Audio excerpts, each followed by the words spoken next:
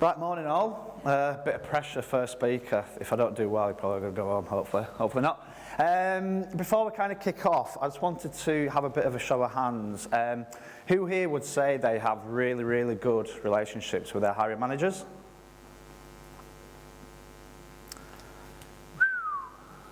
Okay. And anybody that could improve them, or think they're really struggling to build good relationships? Okay, cool, yeah, so yeah, fantastic. So, just to introduce myself, I've only been here for about a month. Before that I was at Psephology, so if you're a little bit confused with where I am now, just to clear that up. So what we're going to be learning today, just to warn people, I'm a bit of a walker. So we're kind of going to go through some of my experience of why I've got it badly wrong in my career working with hiring managers. Discover a little bit about what they want from us, how can they help us, and some kind of bits and pieces that I've kind of worked through that has really kind of helped me develop those relationships. So I go to kind of many of these events and seminars and breakfast lunches and all the rest of it, and it still blows me away that the amount of people that we invest a lot of money in some really, really cool things here, and Adzuna, I've mentioned you, so 50 quid later. Some really cool technologies such as talent pipelining, employee branding, all the rest of it, but the basis, i.e. the hiring manager relationships, are broken, and it's almost like, well, why are you spending lots of money on that if that isn't working? So one thing I really like you to kind of take away today is, if this is all broken, whatever you do on the top bit, it's relevant really. So, embarrassing picture time. So that's a picture of me in my first ever internal recruitment role. Excuse the shoddy shirt, I think Burton's had a 3 for £10 sale or something like that. And that is Simon, my then HR director, and he used to kind of say to me, you know what, Ben, you get recruitment, you're good at direct sourcing, you're good at Boolean, you're even good on this thing called LinkedIn, but your big problem is you don't have good relationships with hiring managers. You shy away from difficult conversations, they don't respect you when they make their decisions. And for whatever reason, it's probably stopping you from being an excellent recruiter instead of being a good recruiter. So why was that? I used to hide behind the phone and email quite a lot. For whatever reason, I think I walk around here now a bit bored there. For whatever reason, I'd dodge negativity, I'd dodge those really difficult conversations, and I was always a yes man. If a hiring manager came to me and said, I want to advertise a finance director role for 30k, I'd say yes. A hiring manager wants to interview on a Saturday morning, I'd say yes. Whatever it was, I would literally just go along with it. And then I was really confused as when I try having these difficult conversations, they don't listen to me. And I was like, well, why is that? And what made it worse, I used to come out with some, what I would call absolute HR gobbledygook. So I would chase managers and saying things like, really sorry to chase, but we need some feedback because it passed the SLA. Really sorry, but we can't use agencies on this role. And the worst one that kind of makes me cringe, we can't do that without extra approval. And guess what the hiring manager was like? Not bothered. Really, really not bothered. So what do hiring managers really want from us as recruiters, as resource and talent acquisition, whatever the job title is?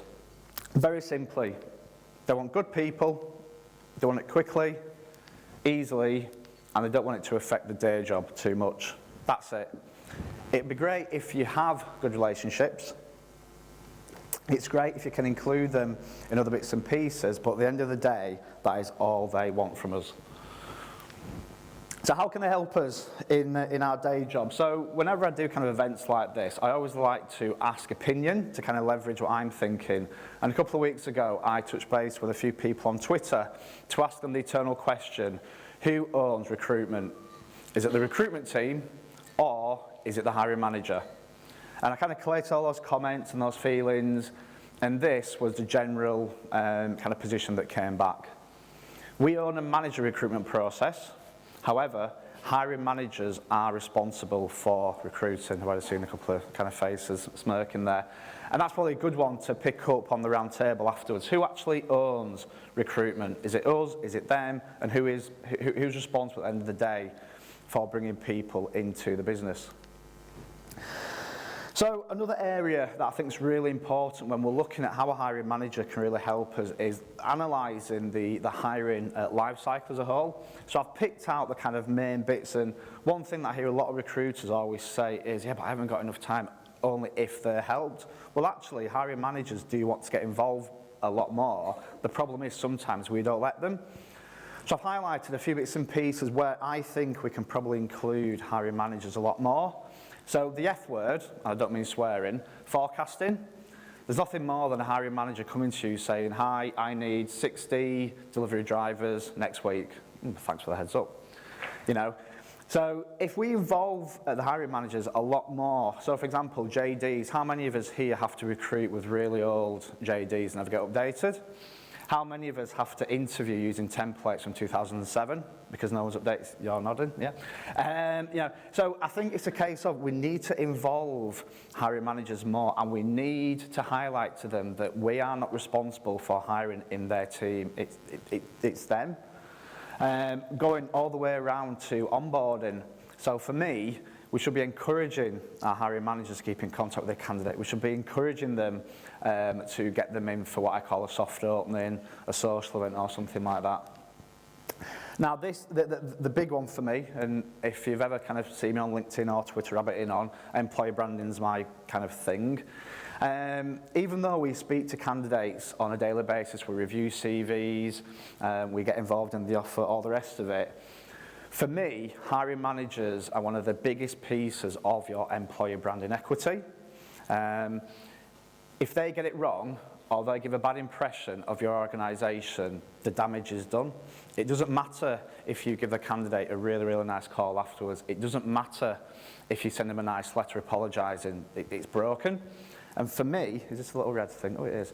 For me, if you can involve a hiring manager in those first two sections, such as improving a job advert, okay, improving the content on your careers website, helping with the screening and improving what is on a CV or what is on a job description, etc., and they get better at assessing, your employer brand will improve overnight. And what you'll see is anybody who joins the organisation, they're already joining on a good footing because they've had a really good experience from you, but they've had a really, really good interview or assessment as well. And it's important to kind of take that into consideration because the G word that everybody hates, I did a little bit of analysis on this when I was preparing these slides, and for a lot of organisations now, the interview section of the website is as popular as your company reviews. So people now aren't just bothered about what it's like to work there, they're also looking at what it's like to be interviewed there. And from experience in my last role at Sophology, when I was head of talent acquisition there, for whatever reason we had a really, really bad interview. I think that interview got about 20 views compared to the 2 or 3 views for positive interviews. So all of a sudden, your hiring manager can be a magnet in terms of dragging candidates into your organisation from Glassdoor, or the other side, it can send them away. So never ever underestimate, however important you think a recruitment function is, the power of your hiring managers when it comes to your external employer brand. So before I kind of kick off with a few bits and pieces that we've done to improve, quick show of hands for people that have heard of persona mapping. Yeah, quite a few. So it's something that I've done in 2 roles now, in the new role at ManMet and at Sophology. It's something that's been created by the cool guys at PH Creative in Liverpool, Brian Adams, not the singer, and Google Dave. And it's a way of really getting to know your candidate. It comes from the consumer world, but it's a really good way of getting to know your candidates inside out in terms of how they like to be communicated with, what content they want to see, and pretty much every step of communication you will get to understand what your candidates want to know. So a quick example at the moment, I'm building a new careers website. Professors want to know very different things to, say, IT project managers.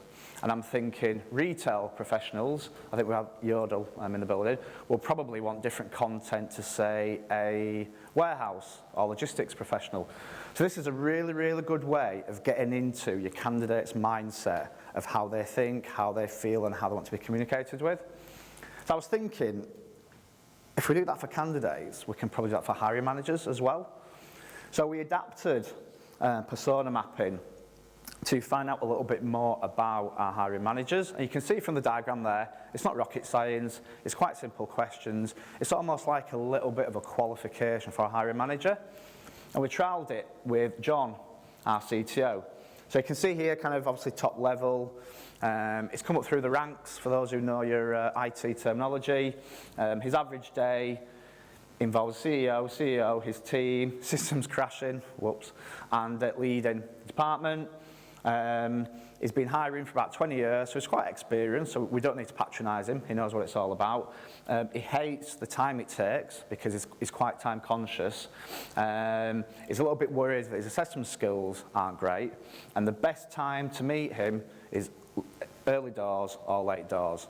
So from that, very simply, we can think, actually, we can work with you, we can improve your assessment technique, and we know you've got a busy schedule, so I'm not going to bombard you with emails and bombard you with calls. Actually, let's sit down, let's look at some assessment training. How can we improve you as a hiring manager? And let's work around you. Let's have a meeting at 8 o'clock. Let's maybe do a Skype at 5:30. So it's really important to get into your hiring manager's world, okay? Yes, I know they're annoying, they can be frustrating, they don't really understand what we do, but do we ever take time out to understand their world, to understand their pressures, their pain? So I think it's really important to kind of truly understand what is happening in their world to appreciate and how we can add value. So another pretty model time, I think it's time to walk over here now.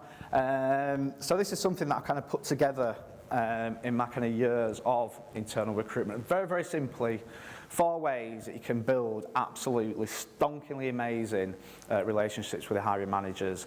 And the outputs of these are really powerful. Respect between yourself and the hiring manager. A connection between the hiring manager and the brand you're working for. Trust, because you need that. And rapport, a little bit of a giggle, because we all know that there's nothing worse than a candidate dropping out on the Sunday before they start or something like that. So we really need to keep it positive. So the first one, act like an expert. There's nothing worse, just kind of taking it aside. If you go to a wedding or a christening and you're speaking to somebody about your hobby, which is collecting stamps or watching Towie or doing whatever you want to do, and no one takes interest, well, it's just the same with a hiring manager. So get to know their world and show a little bit of passion. It could be IT, it could be finance. And if you can show a little bit of interest, I can guarantee you they'll take an interest in you, because I've done it and it works. And even throwing a little bit of banter as well. You know, would I usually share that on Facebook? Probably not. But with a hiring manager, yet again, you're illustrating that you understand their business area and you're willing to go a little bit further. The next one, apologies for the bingo buzzword, brand advocacy. It's used quite a lot.